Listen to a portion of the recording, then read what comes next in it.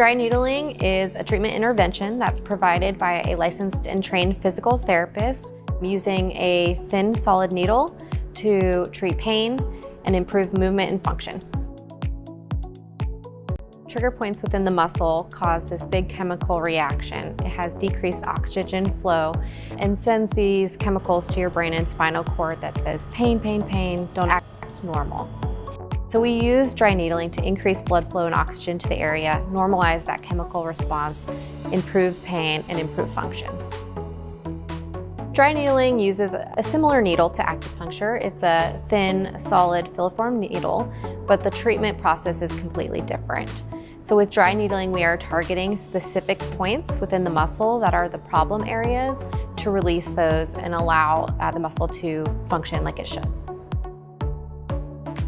Dry needling is most often best combined with traditional physical therapy treatment intervention.